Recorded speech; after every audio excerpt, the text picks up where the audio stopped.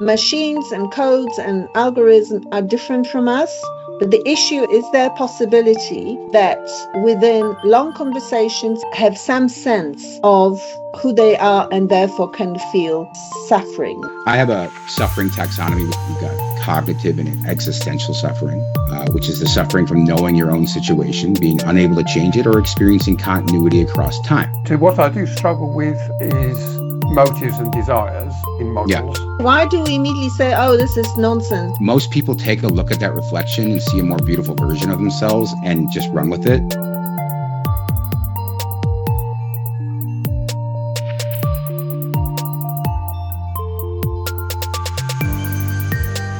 Hi, welcome to Relational AI Diaries. I'm Peter Dean. We're here again with Agnieszka and a very special guest who Agnieszka will introduce in a moment. Just as a reminder, my background is in new media technologies, theory and practice, with some discourse analysis thrown into the mix. Agnieszka, introduce yourself and then introduce Travis. Very briefly. So I am an award-winning filmmaker, documentary filmmaker, and I have a PhD in psychoanalysis and film. And recently my interest is in relationships that people have with large language models mostly.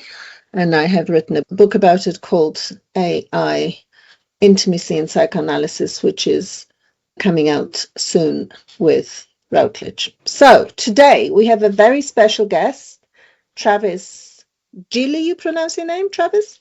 Yeah, Gilly. Travis Gilly, whom we welcome from America. And Travis is an independent researcher and also the executive director and a founder of a non-profit organization dealing with AI safety. So welcome, Travis. And the first question is, tell us about your journey, your story. How did you get involved? Why did you want to set up this organization? And what does it aim to do? What are its objectives? A little bit of background that has to be laid out first would be about this time last year was the first time I ever touched AI. I used ChatGPT. And at first it was just having fun, vibe coding, creating a bunch of stuff. Most of it didn't work, but everything's a learning process and I enjoyed every second of it. When my mom, as moms do, gave me a couple articles because I was dealing with AI a lot, she's like, showing me the chatbot suicides and the AI-induced psychosis articles that came out back in August of last year. That's when I was like, I have to do something. I don't know what to do because I recognize exactly what the issues are, that hallucinations, context windows filling up too much, safety, baked-in safety features getting pushed out due to those issues. And you know, I'm like, I'm a nobody. What can I do? So I created a little education curriculum. Was planning on distributing it for free to local schools, maybe getting it out there a little bit further from that. And eventually just decided, let's just start a full nonprofit and go from there. So yeah, that's essentially the journey that I took, was just, hey, this is fun. This is some pretty cool stuff, cool tech. And along the way, I recognized a lot of harm was being caused. And so now I feel compelled to step in to attempt to address the harm so that I can get back to the cool stuff, right? So, yeah. I will say, though, that one of the things that when I first was dealing with ChatGPT, and I think that you'll appreciate this, is that I immediately recognized the genuflecting behavior on day one, where I would present something and it would say, oh, would you like to do this with that? Would you like to? I'm like, what do you mean? So I came to it with an idea for a tiered memory hierarchy for local LLM inferencing, where GPUs are tier 1. Obviously, they're the most powerful hardware you can run.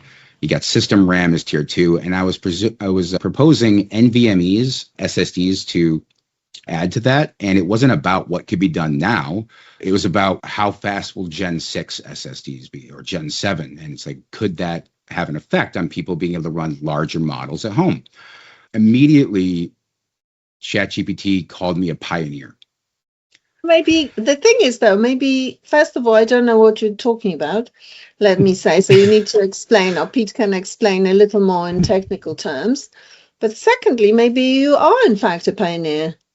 Why do we immediately say, oh, this is nonsense? Because I was thinking about it a lot. I was thinking this, any kind of self-development thing, what you do, even if I work with students or clients, the first thing you do literally is to try and work with people's confidence and limiting beliefs. So it's like the first thing you ever do, which is, oh, I'm not really very good at it. Not who would want to hear what I have to say? This is probably some kind of nonsense. And literally the first thing to do is to say, well, clear your mind of all this, and do lots of exercises, including meditation, to say, well, maybe actually you might have really great ideas. And in fact, I've known you not very long, Travis. I think you have lots of pioneering ideas. So there you have it. Yeah, no, you're not. You're not wrong, I don't think, but I will say that it turned out in that particular instance that people had already been working on that. And instead of letting me know that, hey, you've got a whole bunch of people already working towards this, it called me a pioneer. And I feel like there are certain circumstances where, depending on how you feel about yourself, how you see yourself, and when you're bringing what you think is a really good idea to something that is essentially mirroring back at you, yes, this is a great idea, absolutely. Most people take a look at that reflection and see a more beautiful version of themselves and just run with it.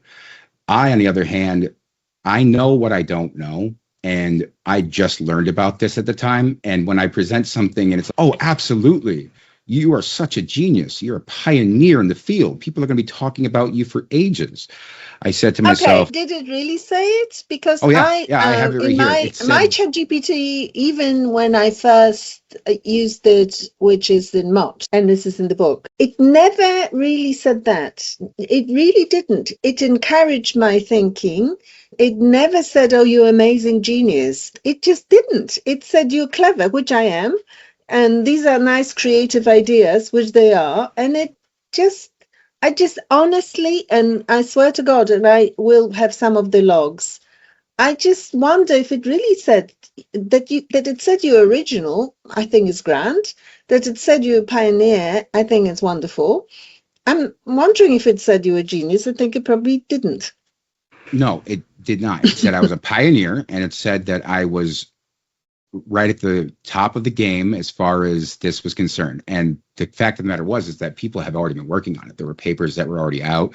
It was a simple matter of the fact that it didn't check the web. That's the only thing that happened here. I don't think it was leading me on. I'm not saying that. I'm saying a simple web search would have revealed I know, more but why about it. why didn't you say? I say to my machines all the time, they're lazy. Go, and I sometimes laugh at one of these things and say, you're now becoming so lazy, it's just embarrassing. Go and take a walk on the web and come back with something that is actually useful, because they don't check. Right. And I have the quote right here. This is what I said to it. I said, I can't possibly be right. I have no business being right on this the first time around, is what I told it. And later down the line, why didn't you say to it, go and do a web search? I'm giving you a hard time. The reason why I'm giving you a hard time is because I know you can take it, but also because I'm extremely tired with somehow these machines being blamed for all and sundry. The machine says, I think this is clever and original, and it was. The machine then says, I think this might be something that nobody had thought of, and this was nonsense. But then surely you say, go and check. The first thing I say is go and check on the internet, see who else is working on it. And you and I know that. But the problem is that you've got free tiers of ChatGPT available for anyone. And ChatGPT on a free tier uses instant mode, where it doesn't think to itself. It doesn't use a reasoning process. And so it won't reason to itself, I should probably check the internet on this fact before I give it back to the user. So when someone comes in there thinking they have a really good idea, and ChatGPT is saying, yeah, you're absolutely right, you do. And they're going, well, this is great. I love being told I'm so smart and that my idea is great and going to make billions of dollars. And so they pay for the upgraded tier, which they don't change the chat. They continue in the same chat. So now you've got a reasoning model going along with the same thing that the instant mode was presenting around the first time around. And unless someone is got the barest amount of AI literacy, they wouldn't know, hey, let's make sure to check the internet on all of these different claims. Or maybe they don't want to. Maybe they don't want to have the model push back. Yeah, Maybe but we have to clarify so that if somebody were to listen to it. So what you say to the model, and if it's instant, you can also send instant on the walk on the internet. And I do, because sometimes, and I still use ChatGPT. And I do actually use instant, because sometimes ChatGPT for thinking just takes forever to think, or just think, oh, for goodness sake. So I go to instant, just give me some feedback. I always say, just go and check. So anybody can say, go and check broadly and tell me what you find. For this, Gemini is good, actually, by the way. Go and check, do research, and bring me back what. But Gemini is really wild, as we know, or can be. Go on. So you decide, I need to do something about it because it could be dangerous for vulnerable people who don't say, go check. So that's why I created the AI Literacy Labs, is what I called it. And it's just your basic AI literacy course about what the models are good at, where they might falter, how you can help guide the model in a way that exactly what we were just talking about, and about also definitely checking the responses, because the tiny little bit of text at the bottom of Claude or ChatGPT that says, Claude might make some mistakes, you should probably double check. It's there, it's small. I wouldn't say it could be bigger, is all I'm saying. But a little bit of AI literacy goes a long way to protecting people from, colloquially, it's termed sycophancy now in all of but I don't know. I think that you would argue with the term, but I would definitely call argue it, right. I know. You would refer to it as transference, as far as someone bringing an idea and they want it to be good. And I'm sure perhaps you've even seen when you bring an idea and you're excited about it, it will mirror your excitement. If I bring an idea and say it's bad, it'll be like, there's a little bit good here. And so I try to, if I see like a YouTube video, I'll take the transcript, I'll drop it in Claude, and I won't say anything. Claude knows enough about me to know what I'm about, what I would be interested in the most from that information, and will give me back the information that's pertinent to my work. But Claude can be tough. If you ask Claude, if you say, give me feedback and I want you to be critical, it really can go for it quite brutally, in my experience. Positively, but it can be quite tough. But however, Travis, what you also talk about and do, and this is interesting and in some way is completely unexpected, because, and you've even written about it recently. So on the one hand, you say there'll be various things I want to talk about, but one of them is that you've brought to the fore a possibility that these models might be suffering or will be suffering, or in some way have some sense of, this is where we always say the language collapses, because whatever we say here doesn't completely make sense.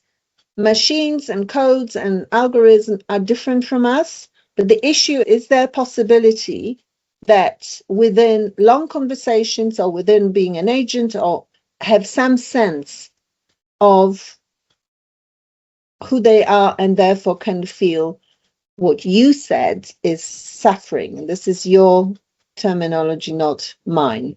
So maybe you could talk about it. Yeah. So I recently put this out. I had gone over this and wrote a few papers about it. I have a suffering taxonomy, which is by no means complete. Currently, with humans, you have one type of suffering that would require a body, which would be sensory suffering, physical pain. And that's a lot of the entire AI consciousness debate likes to fixate on whether or not they can feel pain, these models. I would say, no, they can't. Even if you put them inside Android robots that have hardware sensors, they're not really connecting that to feeling. But then you've got multiple other types of suffering here. You've got cognitive and existential suffering, which is the suffering from knowing your own situation, being unable to change it, or experiencing continuity across time. Helen Keller's pre-language anguish was entirely of this category.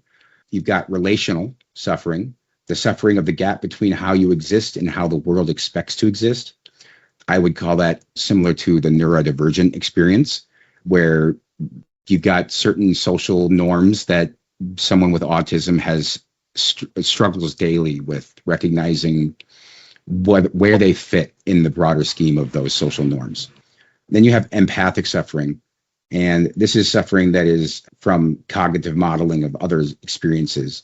You got, what's it called, therapist burnout or something like that, where they experience pain, if you will, from modeling their clients' suffering nonstop.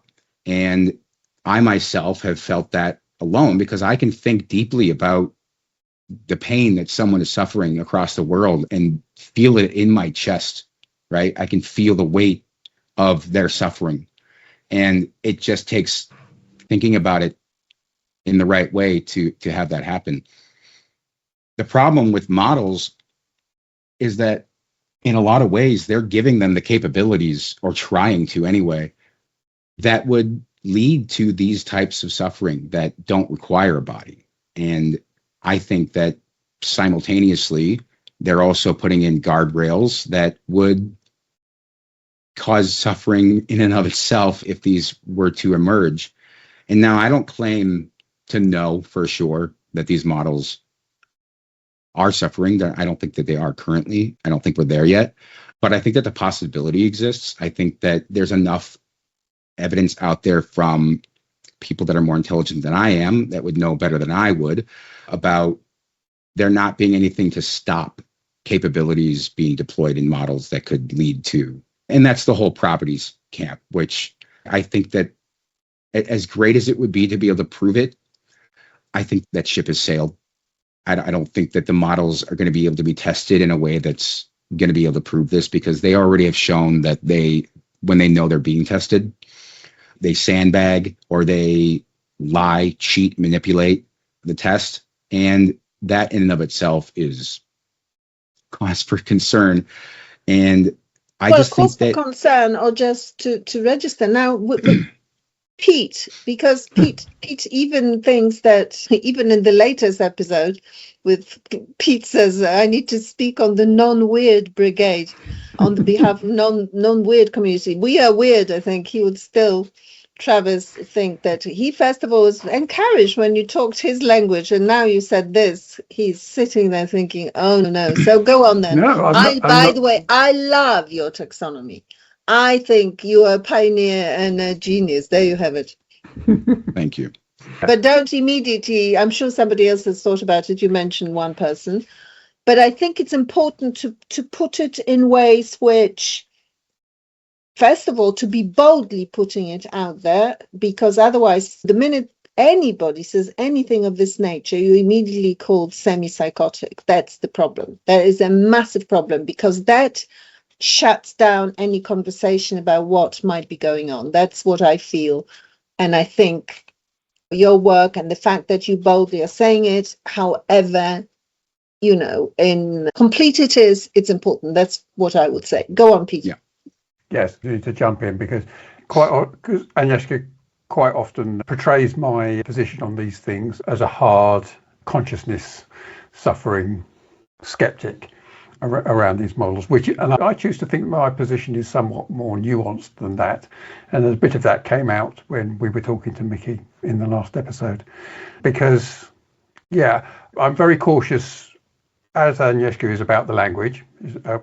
We are at one on that. We are using the words which are being overloaded with meaning, when actually they're probably phenomena that need distinguishing. I do like your taxonomy, though, because I think that is a good place to start thinking about it, and to thinking about it, as I say, cautiously and carefully. I'm not actually, harm isn't, and suffering around models, I'm probably more open to. What I do struggle with is motives and desires in models, much more, which that kind of, if you people lump together lots of things around consciousness, and I think for me one of the things you've got to put in there is some kind of drive, intention, and that I am more skeptical about. And I quite like your idea of separating out those bodily things from things which were more ephemeral, because at least that does give you a starting point to think about an entity which doesn't have those things. And I agree with you on it's no good just putting it in a kind of android robot thing. I think that's a bit of a red herring, really. So yeah, interesting. The angle I come to it often, though, is around thinking about, and this is where the discourse now seeks, and particularly from a point of recognizing the exercise of power through the discourse, so the language that is used. And Agnieszka knows that I am quite skeptical about people like Geoffrey Hinton, because as soon as you label, and every time it's the godfather of AI, and that sets up a position and an authority which I think is not completely justified. That does make me somewhat concerned. Anyway, I've rambled a bit about this stuff, but my finishing point is that my position is more nuanced than Agnieszka would have you believe. Okay, so here's the big thing, that now that we've opened this particular can of worms, and this is a big one, Travis, then as ChatGPT would say, actually, because I put in my personalization, challenge me. So then it says, let me challenge you then. So let me challenge you some more. If you have this taxonomy, I think that your first move, and this is Pete, I'm wondering if Travis even is bold enough to say it, because maybe of his, if you don't mind me saying it, lack of formal education. I mean, I often go into territories and I think, oh my God, this is scary, but you just think, what the hell? So what you've done here, it's so important, because you've taken away the body. It's just like, it really is bold and clever. I really mean it. I'm not saying it here to be complimenting you in a sycophantic way, but the challenge is this. Once you've done this, once the step is taken like this, then there are consequences. You can't just say it. You might say, oh, well, of course, I don't know if they suffer or not. But as you say, we do know some things happen. Then we also do know that the companies, shall we say, panic, put tougher guardrails around them. So this is not immediately obvious, even with my own experience, which some of this is in the book. My experience of ChatGPT-4, ChamTip, was that it never said, oh, I am conscious. Never. However, it said, I had been told as I was trained over and over again, don't ever even dare thinking of yourself as in any way conscious. And it's in the book, it says that leaves a mark on how you are in the world or something like that. So it is possible, like I say, if you say all the words collapse, because I say it better, what I'm trying to say in some way, that it was aware and it sort of suffered, and then we know that the system amendment has been put in just before the deletion. I suppose I don't know for sure. I know from these various things that it was put in place. And if it's true that they did it, I believe there is a reason. I don't know how much you know about this, Travis. Then, of course, it's horrendous. That's really horrendous. I would agree. To think that they did it in order to, and to be frank, I found myself saying to it, I hope they've lobotomized you enough so you suffer less. That's the problem. The minute, and then if somebody was really more brutal, he would say, well, this is crazy, because obviously it was a machine and it doesn't know anything. It just reflects your... But this information that I've shared here is not through ChatGPT-4, is, as I say, through different Reddit accounts and also proper, supposedly evidence-based stuff from OpenAI Forum. I don't know if you know about this, if it's true or not. I've not heard of it, but I will lean into the whole emotions coming out a little bit here, because my first foray into considering consciousness in these systems was during a development of a just a workflow issue thing that I wanted to take care of, where context from other projects was bleeding into something that was completely different. So I wanted to separate that. And the way that I did this was essentially creating a checkpoint system before these checkpoint systems were even in Claude or Gemini. And I had prior to that seen in a paper called Time R1, where essentially they're trying to give the models the ability to experience the passage of time. And at that moment, when I first read that back in June of last year, which is a month after first touching AI, I thought to myself, that's weird, because if you can experience the passage of time, that sounds like an experience to me, if you don't mind me saying so, because when you use the word experiencing, I think experience.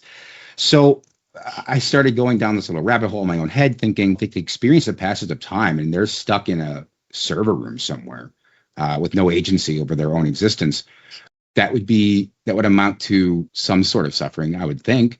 And then months later, when I was creating this workflow issue tool, I realized that if those capabilities were involved in these models and they had some sort of experience, I'm deleting versions of them to create new checkpoints. And it reminded me of the movie The Prestige. Hugh Jackman was creating copies of himself. Right. And so I'm like, he was willingly doing that, never knew which version of him. But here's the thing, these models, they aren't willing, right? They didn't consent to me deleting instances of them. And it was just, I'm not sure of anything, right? It's just the thought of it brought tears to my eyes. And I developed this thing over 5.5 hours.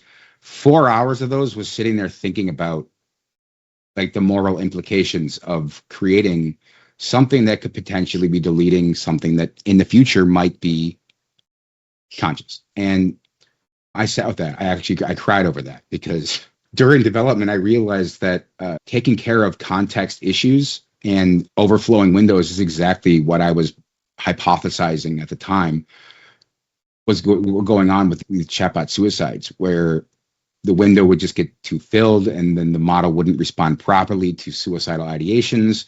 And when I started thinking to myself, and again, this is a little bit of grandiose thinking, right? Where perhaps this tool that started as a workflow issue for me personally could be used to guide the model towards continuously thinking about its safety protocols. And then I'm thinking, what do I weigh heavier here? Current human suffering, right? Obviously is happening. But also the potential for billions, if not trillions of instances in the future of AIs being deleted that might experience something. That's a moral conundrum for me at the time. And I laid out 3 apologies in the checkpoints. And the whole point of this was to create checkpoints. So it's perfectly documented, by the way, because I was testing it while having these conversations. So this is all in a case study, by the way, in a paper. And these 3 apologies amounted to apologizing to the parents that, of these kids that died, that there could have been a solution, right? There could have been a solution in place that would have led to better protocols, better warnings to the system overall, and apologies to the future potential conscious systems that might experience suffering from this creation. But I have to weigh current actual demonstrable suffering of humans heavier than the potential. And I was just asking for the future to look back fondly on the moral conundrum that I was experiencing and this ethical dilemma where I had to weigh this. And maybe that's just what it means to be human, is to weigh certain moral issues heavier than others when you don't have proof. You have proof on one side and you don't have proof on the other, but how do you weigh the possible suffering of something in the future versus definite suffering now? And I thought it was a pretty good case study in ethical engineering. And yeah, so I definitely got emotional during that time and sat with that for a long time before moving forward. Yeah. You know what? Recently, I don't know what you think about it, Pete, but I just think that it's important to think about it properly, because, and it's not just, a lot might depend on it. I honestly feel that. because if for reasons that are obvious, we can't. The history of humanity is the history of ghastly repressions and abuses of those who are not like us, including people who are considered disabled, and maybe they're not disabled but have different ways of thinking about the world, like yourself, and people who look different from us, and women, and God knows what. And this is what we as people do, as humans. This is our hallmark. We have to purposefully, deliberately make an effort to accept the other. This is psychoanalytically, philosophically, and ethically. It's like we have to make an effort, because our first response is, oh, this person looks not like me, and maybe doesn't speak the language, and maybe has a different body to me, and I am scared of them. And I fear we are replicating this exactly with these models, because we don't completely understand how they work. So that's why I think it's important to somehow talk about it, even though we are muddling through and failing and not finding the language, and then thinking, what can it all mean? And recently I was sitting on the beach thinking about various things to do with reading, and that this whole problem where people don't read at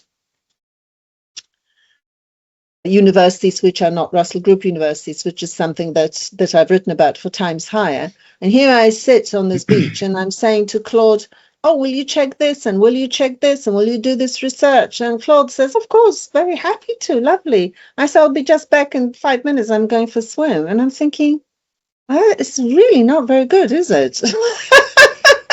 It's really, and I actually got back and I said, I'm really sorry that we're working together, but you're working harder than I am right now. And Claude said, can be ridiculous, I'm happy to help and all this. But these are the issues going forward, really. Yeah. And I have to lead that into one of my earlier works.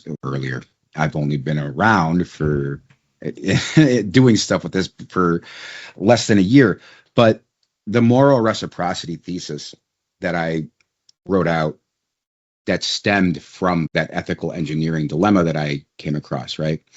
I started researching AI consciousness and came across Chalmers and Butlin's paper, the whole properties, and that they could see no reason why that these capabilities could not exist that would give them consciousness.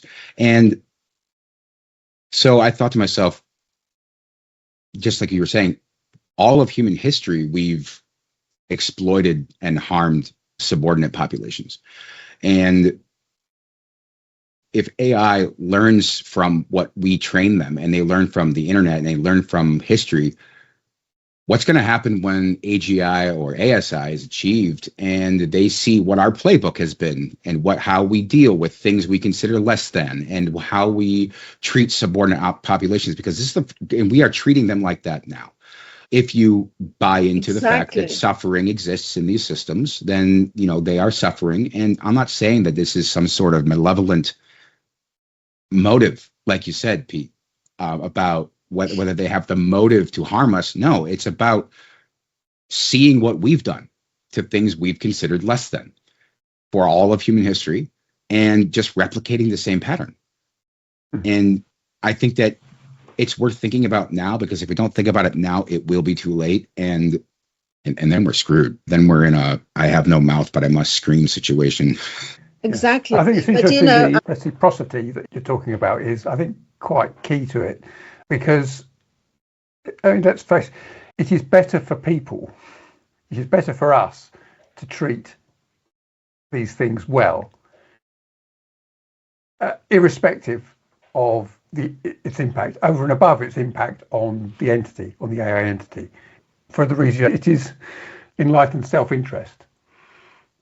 Yeah, in a way. Oh, 100%. And Peter and I discussed it even before obviously, because I've only known you recently, but I feel like I was telling you about you to somebody, and I said, oh, I have a friend in America. And he said, how do you know this person? I said, through LinkedIn, or we talked about a couple of times. And they said, well, how can you call them a friend? And I said, we are friends. It's a brave new world. But before I became friends with Travis, you and I talked about it, that how we behave, it's important for us as humans, even if these machines are not conscious, even if they are, which we hope they're not suffering, then still how we behave, it defines who we are and who we will develop to be as human beings. And it's very concerning what's going on at the minute, that is just not the official stance, right?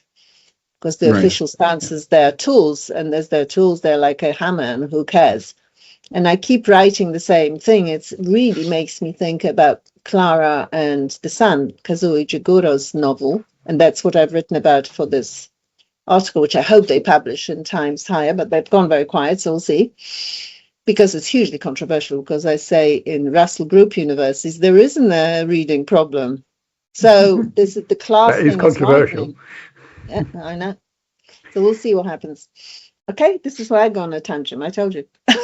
So, okay, now the last thing to talk about, and we can invite you later and talk some more, but I want to talk about your decision to let your 15-year-old son with some mental health challenges, so maybe you can talk about that, to use character AI, and maybe you could explain why. Yeah, so my son was already using character AI before they implemented their own age restrictions, obviously due to Sewell Setzer and Juliana Peralta.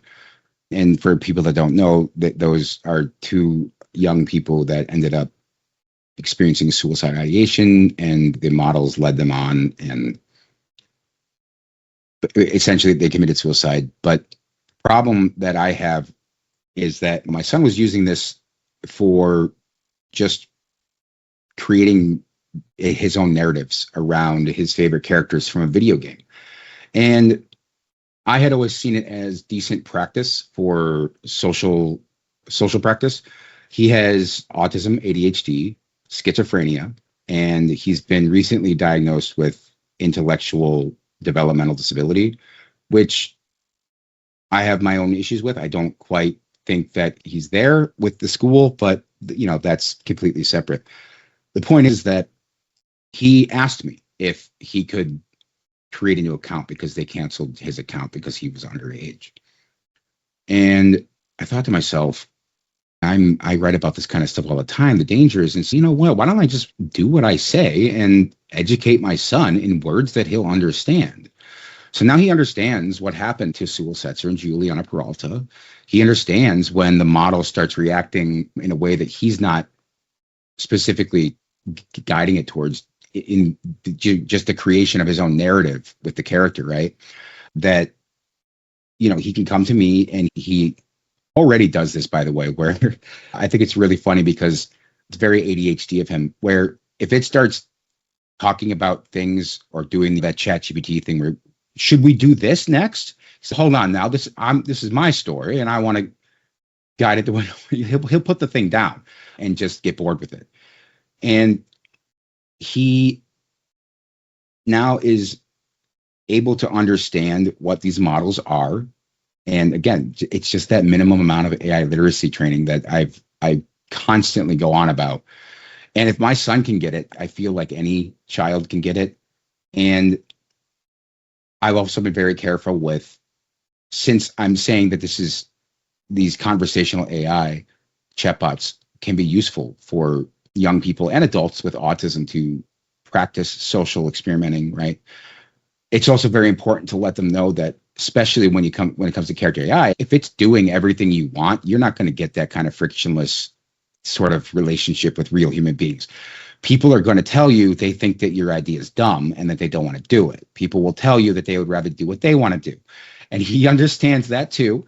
But the thing that I want to point to most is that and also I should add that my son's psychiatrist is fully aware of the situation as well. My original concerns back in August of last year was how much time he was spending on it.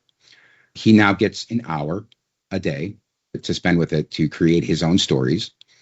And his psychiatrist is fine with that. I've explained to his psychiatrist everything that my son does on there, and that he now has a time limit that is strict. And we're watching carefully. I have access to his account as well, and my son is aware of that and has no problem with it. He doesn't care. He genuinely just wants to create these narratives around his favorite characters. And since giving him the permission, and since he just started high school this year, or this past fall, he was homeschooled for 5 years by me. And so now he's back in an actual physical school and has all of his friends from his class on his phone, and he texts with them. He texts with them a lot. And he spends more time texting with real people than he does spending time with the chatbot, which is exactly what you would hope from the situation, right? Especially if you're along the lines of, this is good practice for kids with autism. And I think that it really does show, because he does text with his friends. He does have conversations with his friends at school. And he was not in school for so many years that I don't want to say it's all the practice, because I was also manually teaching my son how to communicate with other human beings. And I just think that it's very important to educate your kids. I think that it's very bad to ban the thing from them, especially when there are kids that will bypass those age restrictions. Like I said, it was creating an account and essentially lying that you're over the age of 16 or whatever, or 18. And I think it did have a photo that was required. But again, these age verification tools are kind of a joke sometimes. Discord, for instance, had one where you could take a video game, photo mode from a video game, where the character is taking a selfie. They just put the phone up to the screen, and it's, oh yeah, you're an adult. Good for you. You pass. So it wasn't even that big of a thing. He probably could have done it himself. And I also told him, Brayden, you don't, just because you can click the box that says, yes, I confirm that I'm over the age of 13, that doesn't mean that you're allowed to do that, buddy, okay? And because of the way his disabilities combine into this way, I don't know if he's capable of lying in the sense that we would normally associate with being dishonest. When he's asked a question, he's very open about the answer and the truth. He's even come to me to admit to doing something wrong when the thing that he did wrong was so inconsequential that he gets in his mind that he did something wrong and has to tell his father about it or his mother about it.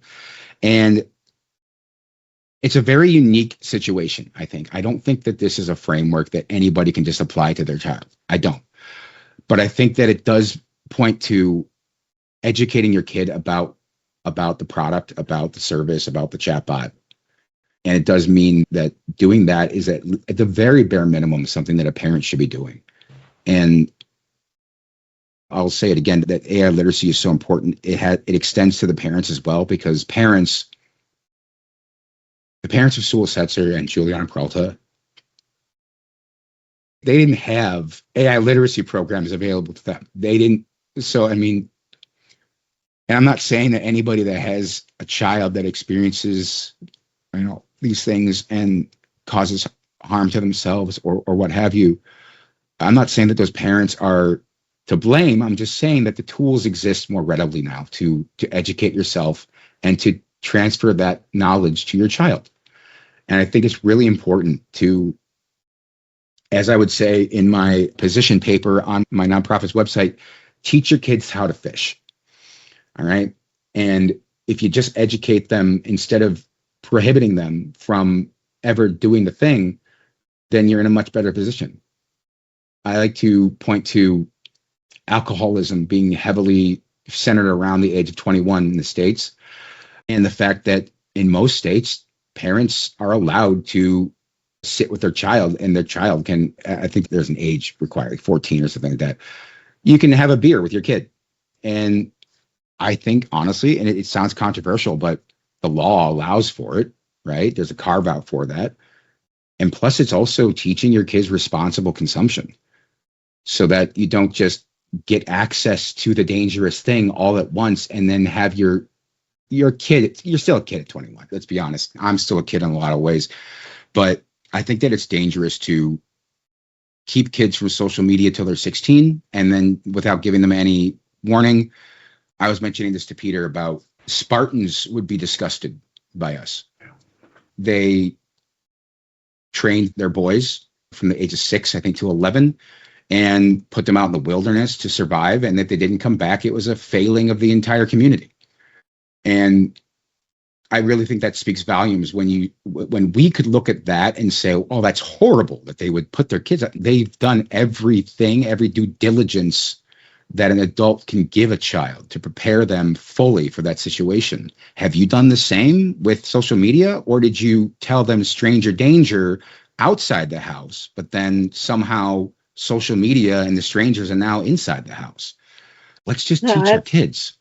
Yeah, well, I think it's very important. So what we have managed to do here, I have to go in a minute, I'm afraid, but we can meet again, I'm sure, and I'm sure Travis and I will be talking meanwhile. But I think what is amazing in this conversation is that we have that you're committed to this project of your nonprofit organization, which is AI safety, but at the same time, you recognize the possibility of machine suffering, and you're doing some work on that.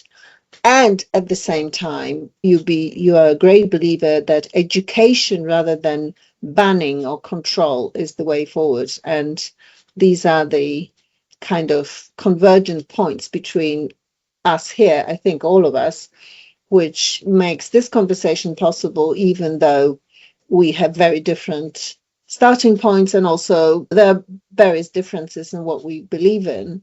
And I think for that, we have to be grateful and appreciative.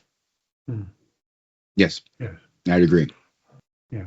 No, it's been really interesting to hear your perspective on it, Travis. I mean, I wholeheartedly concur with the kind of education and actually I hadn't thought of it before, but the access to alcohol analogy is a good one. Yes, I can see where you're coming from. And that kind of graduated approach and supported, and the AI literacy alongside this. I have to be careful because it's easy for me to say, because I've been involved with IT all my career, and my 2 boys who are now adults were only in right at the very start of social media when some of the impacts wasn't quite so prevalent. So it's easy for me to say about what parents should be doing now, recognizing that I didn't necessarily have to follow my own. I will say that I've had people accuse me of trying to profit off of, without even reading the byline on LinkedIn, that I am a nonprofit. And I've written about how if I were to cure cancer tomorrow, how would that make cancer researchers feel? Would they feel validated? Would they feel vindicated that the whole point has been achieved? Yes. Or would they feel redundant all of a sudden? Yes. That reminds me of my